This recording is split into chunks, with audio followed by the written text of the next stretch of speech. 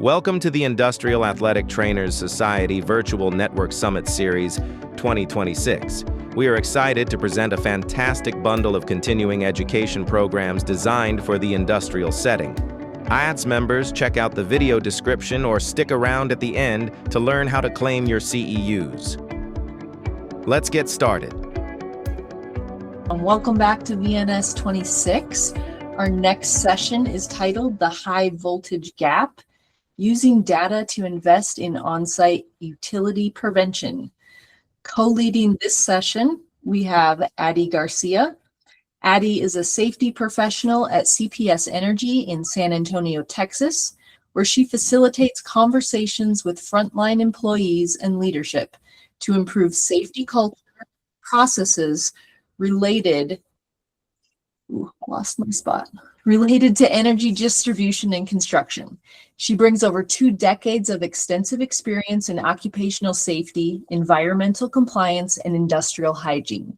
As a certified safety professional, Addie has a proven track record of performing root cause analyses, implementing proactive ergonomic programs, and driving safe behaviors across massive operational workforces. Presenting alongside Addie is Michael Ybarra, also known as Dr. Mike. Dr. Mike is an industrial injury prevention specialist with a doctorate in athletic training. His experience spans clinical rehab, industrial health, sports medicine, and strength and conditioning, supporting workers in some of the most physically demanding environments. He leads with trust and clear movement education, keeping crews strong, capable, and safe on the job and in life. Please join me in welcoming Addie and Dr. Mike. Well, hello, everyone, and thank you for such a very warm introduction there. So I'm going to go ahead and get right into it. I do understand that we want to ensure that not only are we discussing something that you may encounter out in your workforce or in the future, sometime in your career. So I want to talk a lot about trends and data collection and what all of this translates to and how a robust environmental health and safety program that encompasses wellness, injury prevention, and many other aspects of a total worker health concept. 2.3, this is the standard recordable injury rate in the United States per the Bureau of Labor and Statistics. So this calculation is calculated as we have about 2.3 for every 100 full-time workers based on the annual data that is provided to the Bureau of Labor Statistics. The BLS is a custodian of each of all of these industry rates. Every industry has a unique identifier where they submit their documentation to all of their data, all of their numbers every year. They get asked via survey through the BLS to submit this data. Through many, many years of acquired data, the BLS then does a summary or a calculation of what that standard recordable injury rate. So as I proceed forward, I'm going to interchange RIR and TRIR, which are very interchangeable, but it all stands for the same thing. It's a recordable injury rate that, again, is calculated based on that that metric that I just told you a bit ago, the calculation. So here is another snapshot of that calculation. So what makes a recordable injury fall into this calculation? Well, OSHA, which is another regulatory agency that is managed by the federal government, they are the keepers of both the regulations or the rules that say that you need to do certain things for employees in order to keep them safe. Along the same lines, OSHA also delegates what or dictates what is deemed a recordable injury per their definition. So they use different things such as this flow chart that says hey, your employee got injured. What do you need to do? Is this injury work related? Yes, no, go this way, follow this flow chart, go into this. And it has a lot of stipulations and a lot of identifiers as to what causes a workplace injury to be deemed as a recordable injury. As an employer, you then take that injury and you do your calculation based on 200 hours of total, your total incident rate, and then you divide that by the total number of your employees, the hours that your total employees worked. And that gives you your recordable incident rate per year. Again, this is a metric that is a standard measure to which many industries and employers use to compare both year to year, and they also use this rate across many industries. So if you work in the utility industry, you are going to compare yourself to other utility industries. If you want to narrow it down, then you go further into, I just want to compare myself with gas industries or electrical industries. All of the things, they can be found in the BLS, according to that NAICS code that they have, that they give every industry. And all this tells us is it gives us a small picture of what occurred, not necessarily what is occurring now, but what has occurred in the previous months, in the previous weeks, in the previous years. All it means is that something has occurred. And on top of that, it varies and it changes. Throughout the time, there's small upward trends, there's small downward trends. These shifts can be contributed to a number of different things.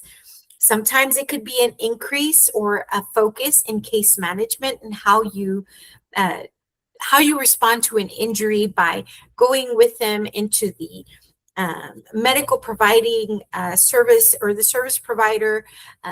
You could do intervention. Sometimes the calculation is affected by a decrease in hours worked, a change in weather, new safety initiatives, new employees, new engagement, a series of things. But what this means is that we can chalk up the data to whatever it is that we want to call it. If I could come up with something and I want to try to make a correlation with that RIR data, I could certainly try.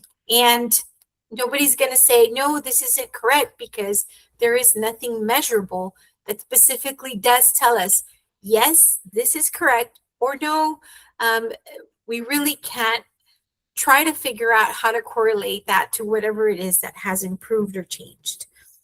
So all we can do in the safety world is just speculate as to why this RIR goes up or it goes down, or why it plateaus over the years. And again, as I mentioned before, it can only tell us that something did happen, simply because it is a lagging aspect of our data. So here is a case study, an industry sample of something that is very typical for our workers. So I have a worker and he sustains a musculoskeletal injury for the month of March in this year.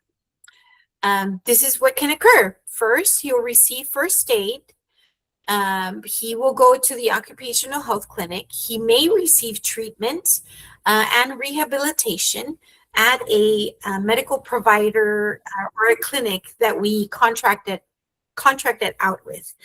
And he might go on restricted duty, and at some point when he is done with his physical therapy or with his modified duty, the physician is going to give him a maximum medical improvement. He will be released to return to work.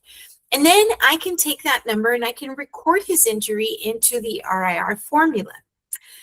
He'll continue to work throughout these years.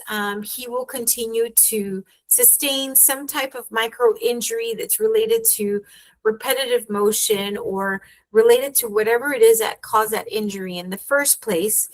And before he retires, he may seek surgery because this whole time he's been living with discomfort, he's been living with the pain, and he might have surgery before he retires in hopes that he can retire and feel somewhat better, or really get close to what he used to feel before he had this lifelong impactful injury.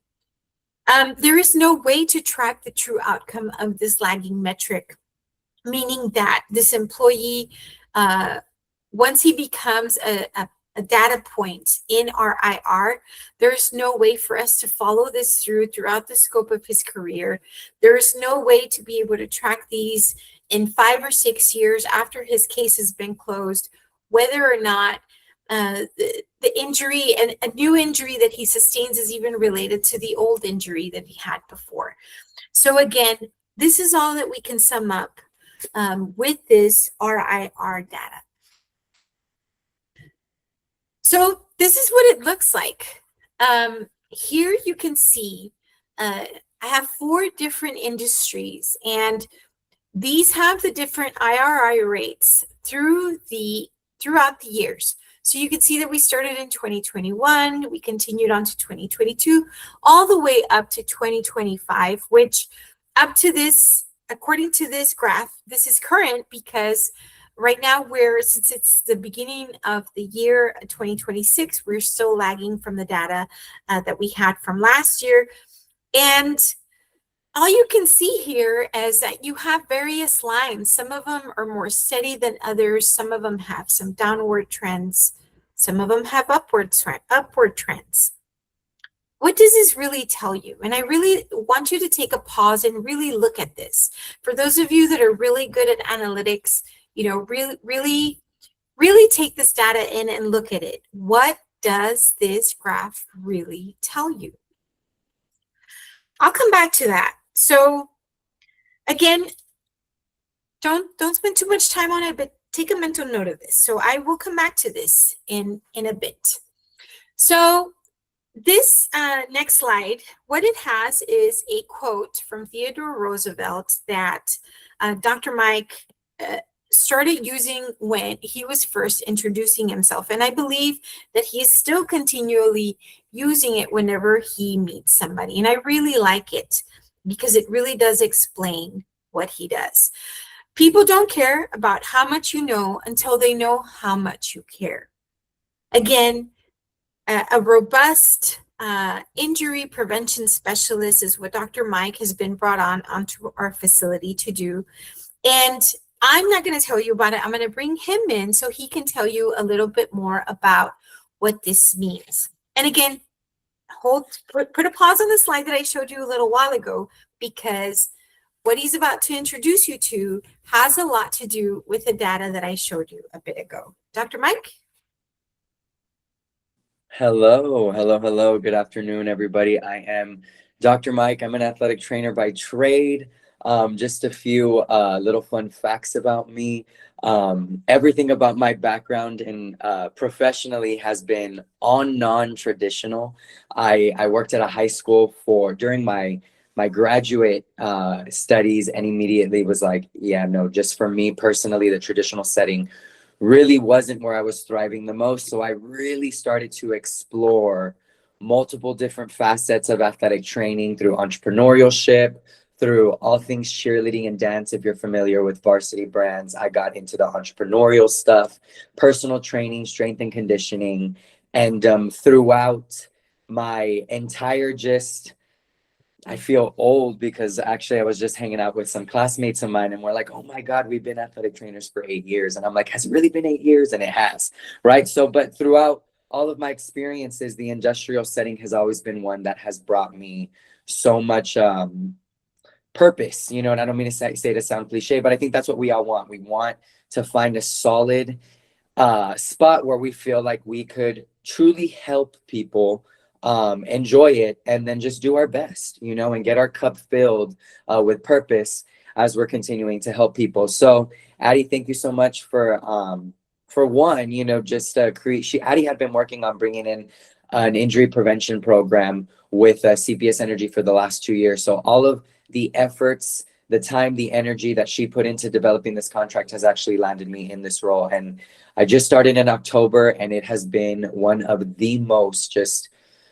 I can definitely say right now, this part in my career, it has just been, it's been awesome. So let's go ahead and get started. So yeah, an introduction to our injury prevention program that we have running on right now. There are 4 different aspects that Addie and I really hone in on big with taking care of our frontline workers. And the number one thing that we're going to be focused on is listening.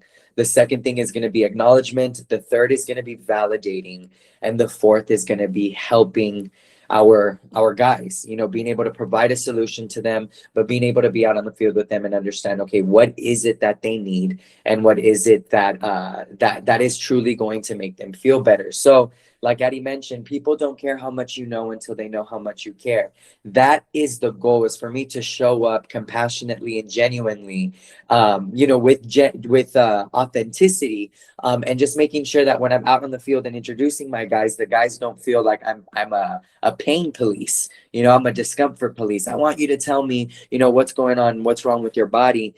I'm there to develop a solid relationship with this individual. So the conversations that surround pain, soreness, discomfort, tightness, irritation, achiness, whatever it may be, that's secondary. That is secondary to how we create an impact on site. So you can see with me, you have a dedicated full-time presence. I am on site every single day. I am navigating multiple different districts throughout the week. I do have a rotating schedule.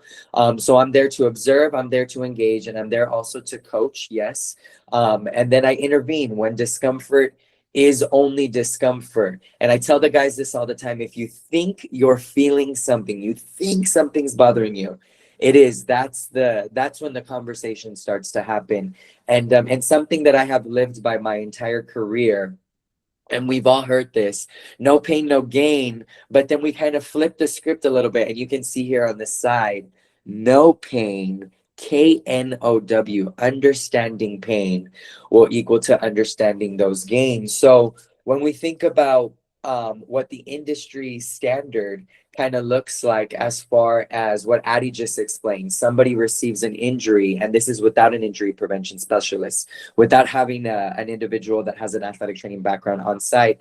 The individual has discomfort. From there, they go to the occupational health clinic. The occupational health clinic deems it as, oh, this is musculoskeletal related. They really can't decipher whether this is something that's going to, maybe chill out, in the next 24 hours. So they say, hey, we're going to refer you out to one of our clinics. They go out to the clinic, they do an MRI, they do an X-ray, everything comes back normal, but the individual's still in pain. So then they either give him some type of exercise prescription, they either give him some type of ibuprofen that is above the over-the-counter, dosage, and now it immediately becomes a recordable injury. The guy comes back to work, right? And he has these restrictions. He can tolerate his movement, he can tolerate the demands of the job, but now he's in this identity crisis where he's literally just sitting down, in the office on the computer. So now there's a mental aspect to it. And it just kind of overall just decreases the quality, one, of the employee's experience, and two, they don't have that resource that's available for them to be like, hey, I'm hurting. What can I do to just kind of be proactive in my approach? So now we think about what the injury prevention specialist does, and I come in and there's a complete change, on how we approach this situation. So the individual has discomfort.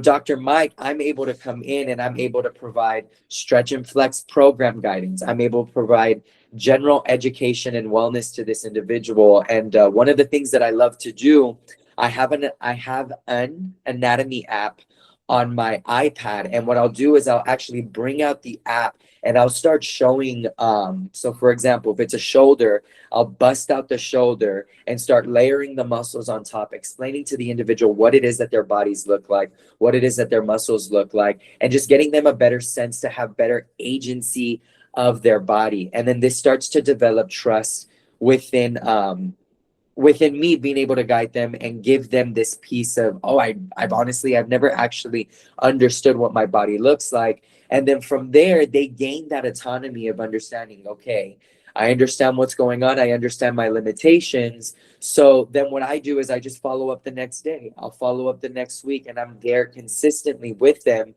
and that trust begins to build. So now, instead of them going out to the clinic for a minor strain, sprain, minor discomfort, I am actually going out on site with the guys, onto the field with them, whether that be with our overhead guys and our linemen, it could be with our gas and our construction crews, but now I'm actually on the field with them.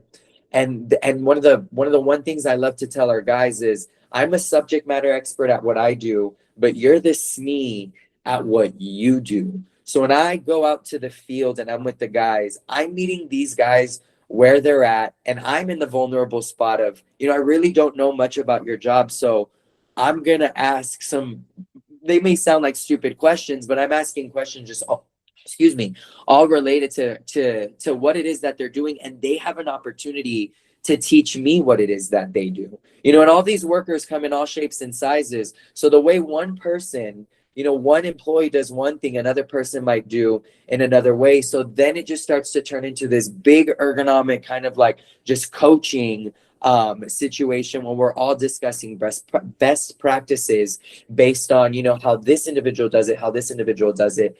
And it's just a solid opportunity for me to just be out on the field, get my hands a little bit dirty, and just learn from the guys. And then what happens secondary to that is these guys start to understand what it is even that I do, right? Hey, Dr. Mike, actually my shoulder's been hurting. Hey, Dr. Mike, my low back has been hurting, or my hip or my knee. And secondary, that happens to developing a relationship and developing trust out on the field with the guys, right? So let's see. So you can see, we can move on to the next slide. And like I mentioned, the example, right? He receives, this is kind of the updated aspect. So he gives me a report of discomfort. He receives early intervention either from me or a nurse. And now we're able to work collaboratively. Now I'm able to go out on the field, like I mentioned, but this guy's able to immediately return back to work with support from leadership and with support from the crews. These guys, there are hazards that they are facing out on the field: cumulative trauma, repetitive motion, contact stress, and vibration.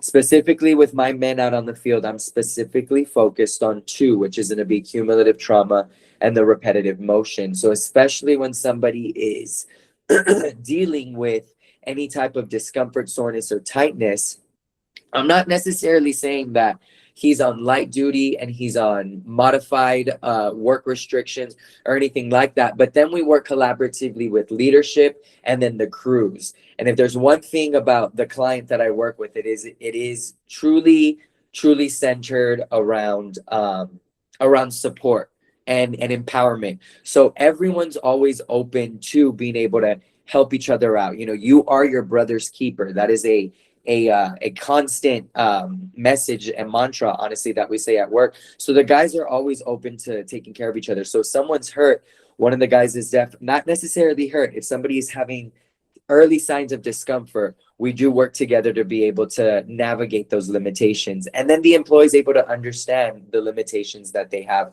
I've given them exercises, and then I've given them the tools and the resources to navigate how to improve. And now he has just an increased perception and education of his body, right? So, and then from there, we're just improving overall quality and work. So if we move forward into testimonials, I can bring up some fun ones. So an example would be this past week, one of my guys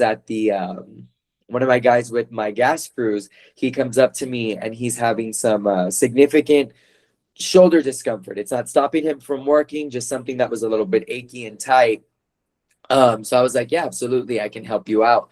And I did some silicone cupping on him, and then I KT taped him, and he was able to just bring his arm all the way up. Something super simple, but to this individual, just being able to gain that extra range of motion or that mobility, it honestly freaked him out. He was just like, Dr. Mike, I haven't been able to lift up my arm in such a long time. He had hurt himself playing baseball, and he was freaking out just with the concept of the cups. So so if any of you guys are interested in kind of the techniques that I use, by all means, you can shoot me an email and we can discuss more. Another testimonial is going to come from one of the first guys that I had helped out, and this one really made me feel pretty solid because I usually take the time with smaller groups to lead these individuals through really mindful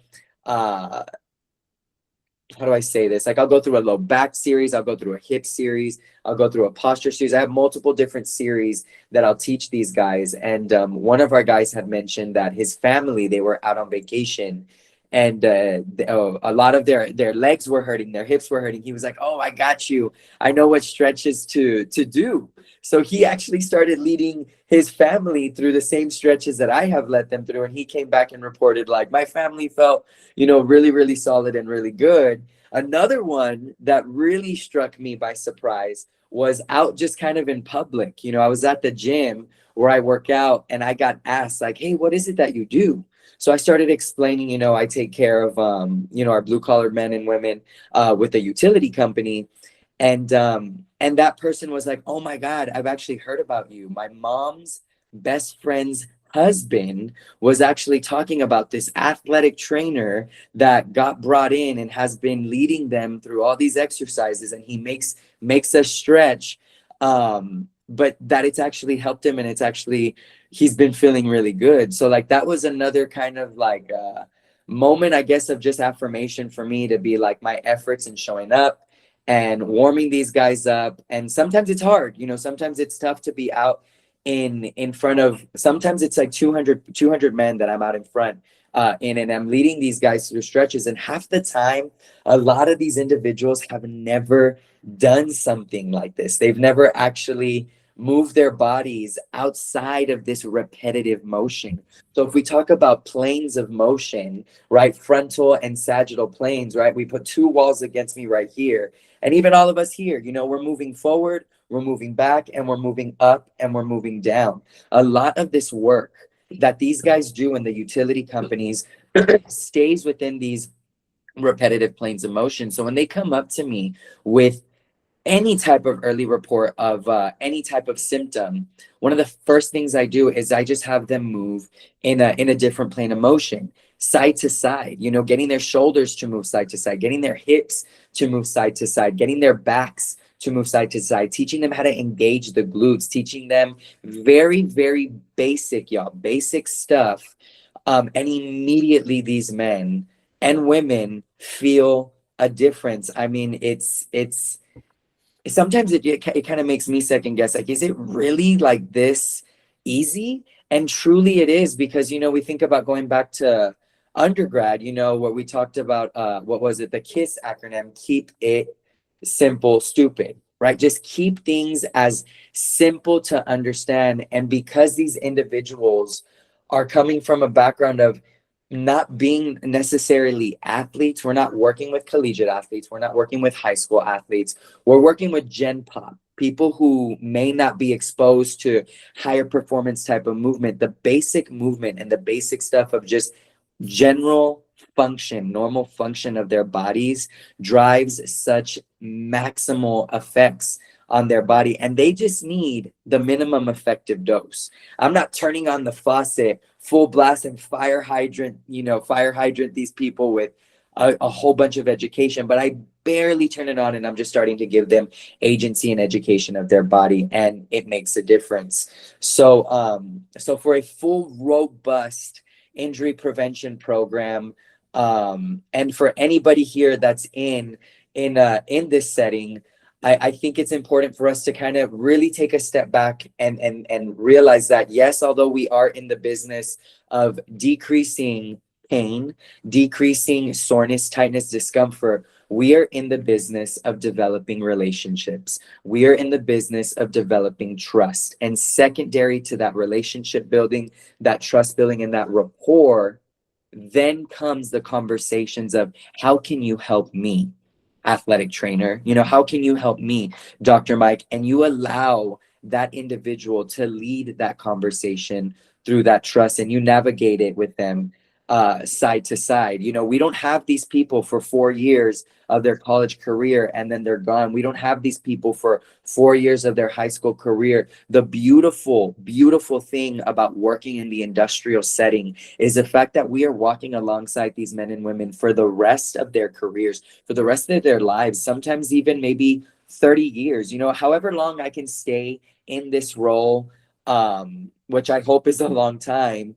And the relationships that I have built in the last 5 months is like, I can't wait till I'm 10, 15, 20, 30 years down the line. And I look back at my brother that I've been helping, and he's not having to seek surgery for his shoulder, surgery for his hip. He's not struggling to be able to sit and stand. He can cast a line. He can pick up his grandkids. He can have a pretty solid retirement just through the basic education that I was able to do.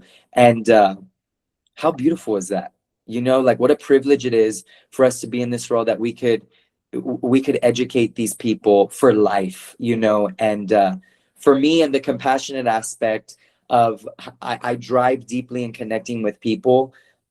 This setting has given me just that, and I couldn't have asked for a better team. You know, I couldn't have asked for a better person to be you know, leading that culture with me, other than Addie. So then we go back to the data, right? Instead of being all you know, happy and woo wah wah, but we go back to the data, and you can see the multiple different types of encounters that we're able to look at, and you can see just within October all the way to February how the encounters have even changed based on the relationships that I'm building. So I'll go ahead and I'll turn it over to Addie, and she'll kind of continue on with the data that we're looking at. Thank you so much. Yes, great. Thank you for that, Dr. Mike. So one additional testimonial that I would like to chime in on, I myself was very sedentary before he came on board, and through his education, I started to get confidence in my stability, mobility, and my flexibility.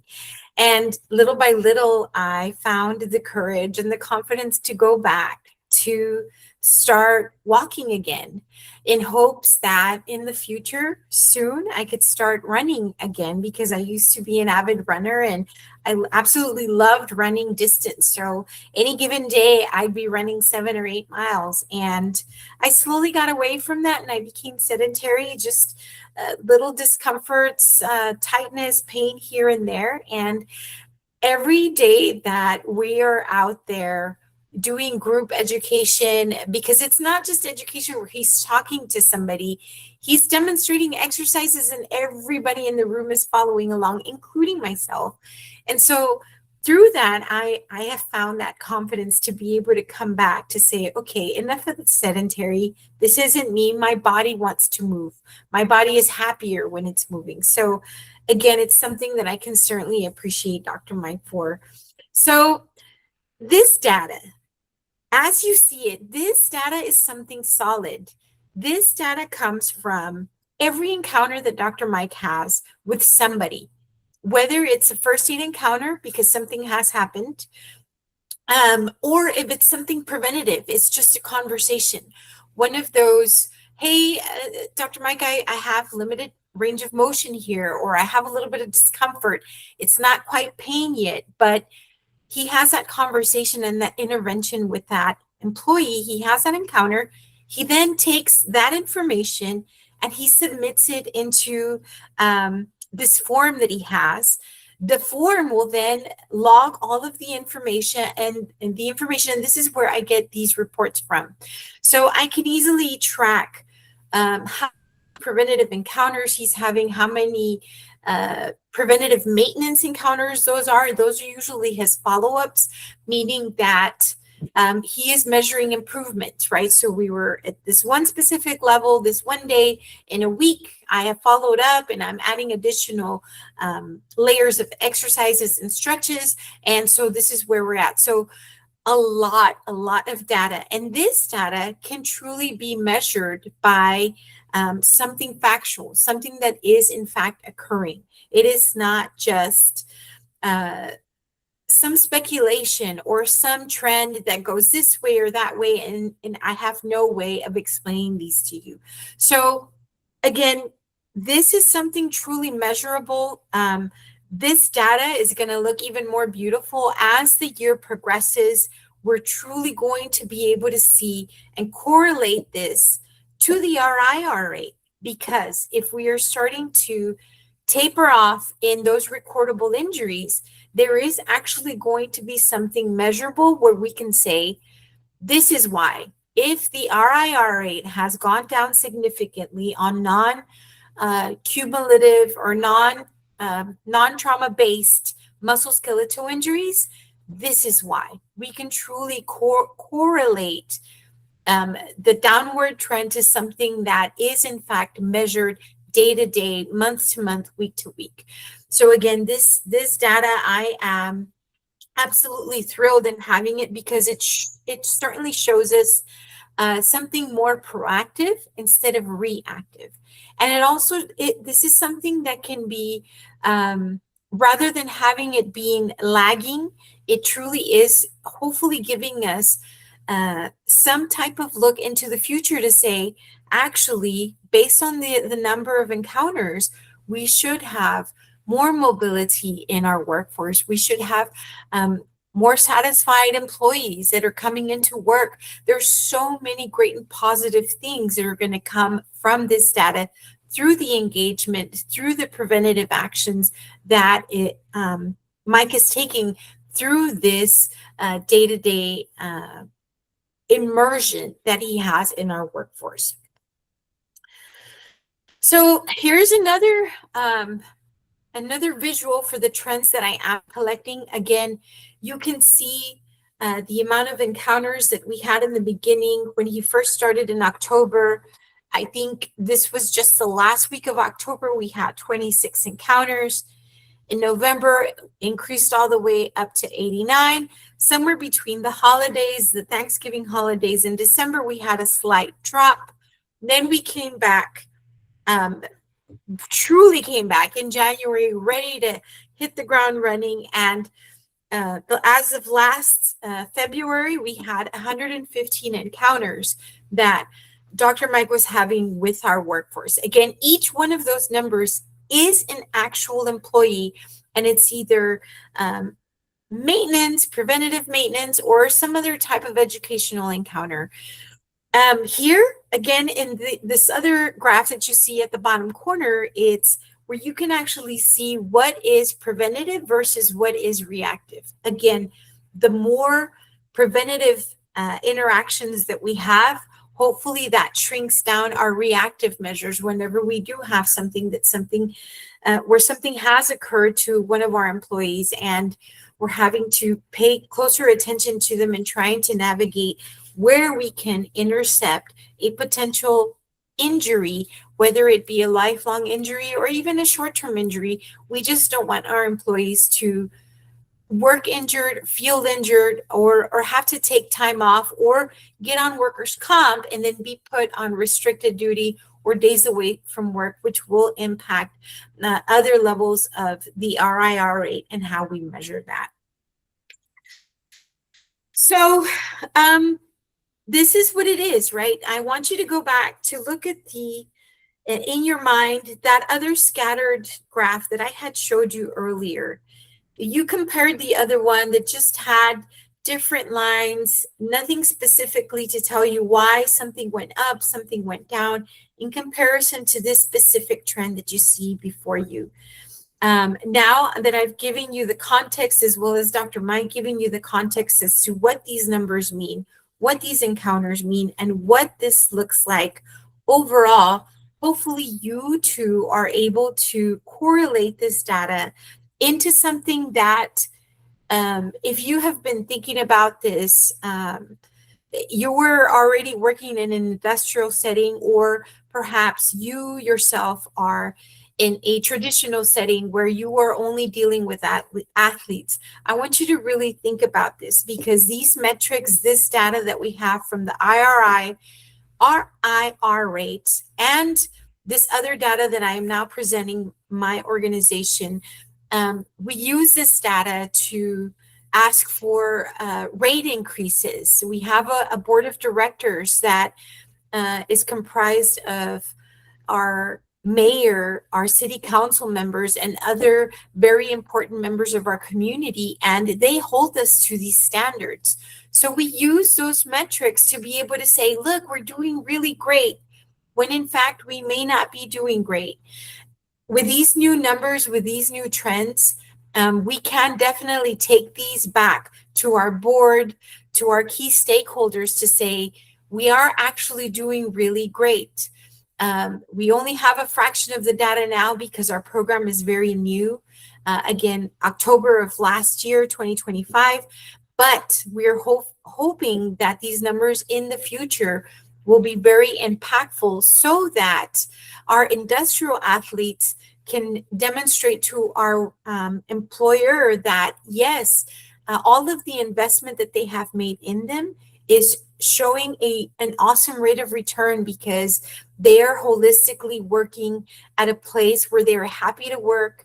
They are not in discomfort or pain. They know that they have various avenues of resources that they can reach out to, including myself on the safety side, Dr. Mike on the industry prevention side. We have wellness coaches that address them on the nutrition side. We have occupational health nurses that can address other things proactively as well. But what I want you all to think about this is if you are working in a traditional school setting, think about how much more you can achieve if you are interested in trying to join any type of industry that hasn't been exposed to these types of this type of data or these types of encounters.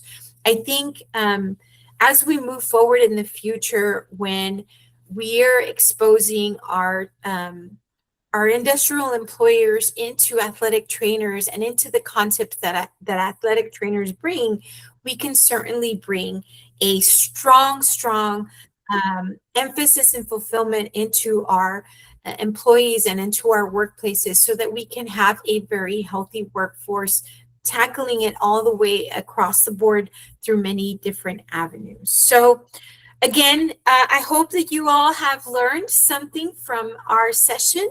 I am now going to open it up to some Q&A, whether it be for myself or for Dr. Mike.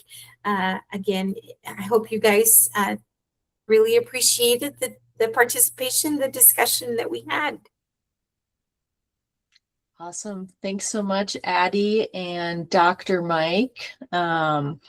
If you have any questions, feel free to drop them in the chat, or if you're able to come off mute, you can ask them right here live in this conversation. But initially, gosh, you just can't put a price tag on trust and collaboration, right? I think that's such the, excuse me, I think that's the difference in working with, especially being fully just immersed now. You know, I feel like early on in my career, I was kind of like setting hopping, trying to find where I wanted to be. And finally with this role, it's like, dude, this is like an accumulation of everything that I have done in the past, just all in one, you know? And then I'm able to bring all those skill sets into this role and focus on that one thing, just that trust and the collaboration. And then you truly start helping people. And that word of mouth just kind of like, hey, Dr. Mike helped me with my shoulder. The next day I'm getting a phone call, you know, hey, can you meet me over here? And I'm pivoting over here. And hey, can you meet me over here? And I'm pivoting here. And I think another testimonial, and this was probably one of the most solid ones, is when I started getting FaceTime calls from the guys out on the field, FaceTiming me, hey, my buddy, his shoulder's hurting. And then they're showing me, you know, like their friend, and there I am, you know, doing let me see how your shoulders are moving and this, that, the other. And it's just solid that they have that trust in me and that comfort to be able to just give me a phone call, and they know that they have that resource and that availability of somebody that's going to be able to help them. So that goes a very long way, you know, when you start getting them FaceTime calls. You're just like, it feels good, you know. I think I saw a question pop up in the chat. Yeah, so Jenny has a question. How do you handle visits with strictly office people? Sounds like she's in a setting with field workers and seeing a demand with the office workers. You know, how do you separate out your time from those high risk field workers to the office workers? So what I'll do is I'll show up at the centers at 6:30. You know, primarily I'll warm up all the guys. And then you know, the guys aren't really going out to the field just yet. They're out at the stockpile, they're getting their trucks ready, you know, they're mingling with each other. Sometimes I'll get some conversations that are happening about, you know, any follow-ups. What I do is I will go and develop relationships out in the office, right? Talk to each office worker. And recently, what I have been doing specifically with one of the centers is I'm like, all right, guys, let's all circle up. And we all circle up kind of in the middle. And I go through I have a full seated posture series, where I go over the neck, shoulders, scaps, elbows. I'll go through the wrists, and then I just go through some hip stuff, you know, where you bring your foot up, you know, like when you're sitting up, you can't really see, and then I have them lean forward, and then I'll have them do some hamstring stuff. And I just take the time to walk them through these exercises and explaining to them why we're doing them. We're squeezing our shoulders because we're here. There's a stretch that I do that's called the taquito stretch. There's one thing that I love about CPS. It's how much food I get fed. So I call this the taquito stretch. So those of you that don't know what a taquito is, that's a taco. And I call it the taquito stretch because, right, we're always here. So I make this joke and I say, I want everyone to show me how many taquitos you eat. So I have them do, you know, just drive back, give me some neck movement. And it's kind of like, it's funny, but it's like, show me your double chin almost, right? How many taquitos do you eat? And they just love it. The guys love it. Everyone loves it. And it kind of gives them this sense of a humor, you know, to kind of relate this stretch back to. So that's what I'll do. And then of course I can do, you know, some office ergonomics and look at their setup and things like that. But if you're really looking to kind of engage and develop relationships, the first step is going to be lead them through a full group stretch. Get a feel of the group dynamic wherever you're at, and then those individual conversations will happen naturally. That's always going to be a solid first step to start at. Absolutely. And don't forget, you can always, if you work with an occupational safety professional, many times they are also very well versed in ergonomic assessments, in the workstation assessments, and they can help navigate the education aspect of it by sharing, you know, self office assessments, and just to do like a very quick inventory of, hey, what is it that's bothering you? And the dialogue or the conversation begins that way, and then that safety professional can engage with you to say, actually, so I've already done the adjustments on the workstation, but maybe now you can come and you can do the education on how to feel better, how to incorporate movement throughout the workday as they're sitting, you know, get up every 20 minutes or change from a standing position to a sitting position, different things. You have to remember that you don't work on an island. You're not completely by yourself. Try to leverage the resources that you can. I know for us, I haven't done an office assessment in quite some time, because it is actually our occupational health nurses that do that workstation assessment. And they are actually in the primary location where most of our office personnel are. And this includes our work from home workers. We have a lot of customer service agents that work from home.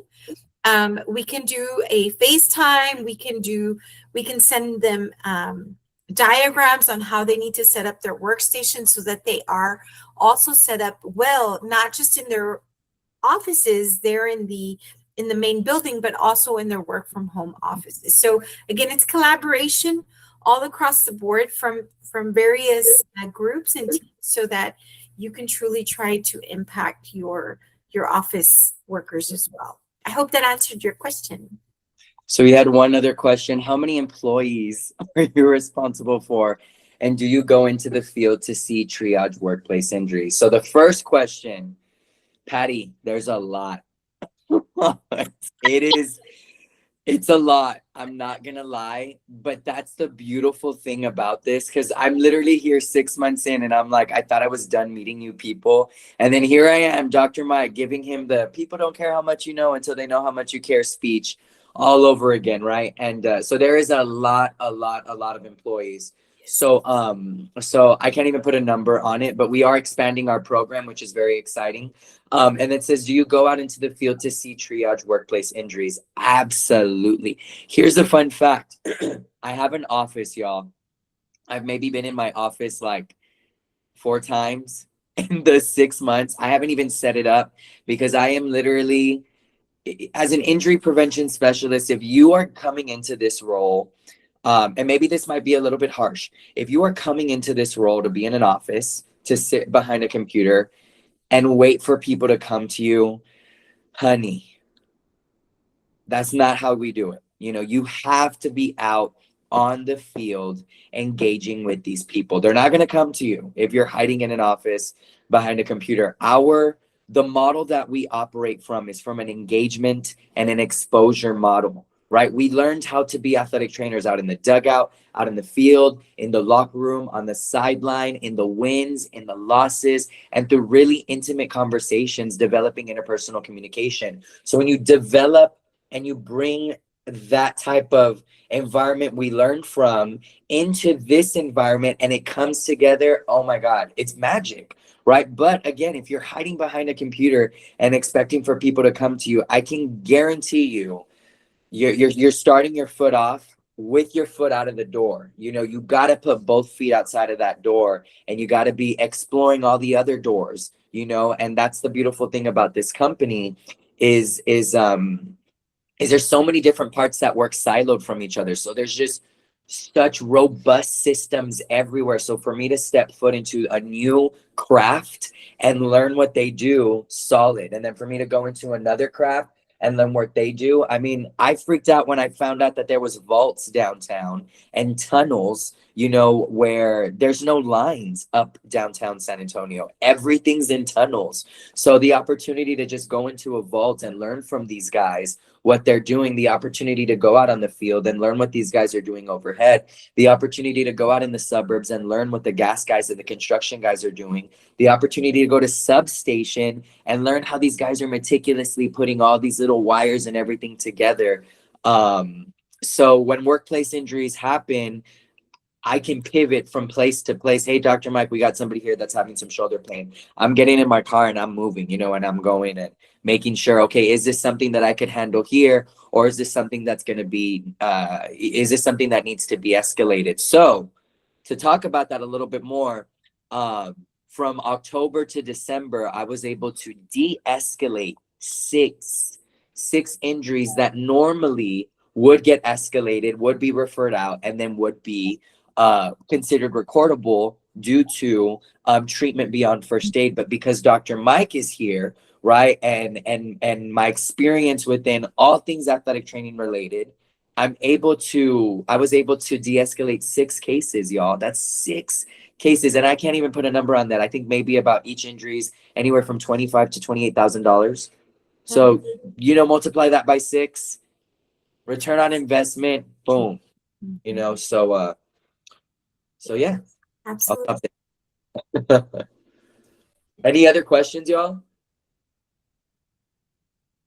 I have one while people are still contemplating some things. Are there any data points, or is there any way for us to get predictive of future injuries based on past injuries, right? If we know we have a repeat offender, is there any way we can capture that? Yes. So right now, again, our data is too young, but as we continue to correlate this data and to compound this data in the next coming months and even years, we can certainly try to get that predictive data so that we can see, is there a specific month where we have an upward increase in discomfort, or based on, I'll call them my frequent flyers, like how often is there an encounter with a specific person, and the IAPS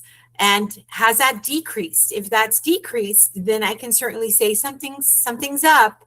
We're not paying enough attention to the specific employee, or hey, all of their discomfort has completely gone away, one or the other. So that gives me the ability to say, you know what, I think Dr. Mike, it's a good opportunity for you to revisit with this one employee. Remember, he had a really bad knee or ankle or whatever it may be. And he can validate that to say, well, no, actually, he has strengthened the muscle groups that support the knee. And this is why he hasn't come to me. And we've had other conversations about other things. Either way, as we're compounding the data, hopefully in the future, it will be able to give us those specific data points where we can look at the data preemptively and be able to get it to tell us a story that we can certainly look to in the future. We do that with our telematics data for our drivers. And now that's what I'm hoping that we can do that with this specific data as well. But again, right now, because our program is so young, we can't quite do that yet. But there are little tidbits here where I can see and try to figure out what points I could really hone in on. So I think in the future, we will be able to get there. Excellent question. Thank you, by the way. This concludes the IATS On Demand Continuing Education Program video. To claim your CU, you must be a member of the Industrial Athletic Trainers Society and complete the From Claim Your CU found in the YouTube description. If you have any interest in learning more about what the Education Committee has to offer, reach out to the email address on your screen. If you would like to volunteer your time to speak on a topic that interests you, please reach out. Thank you and stay safe.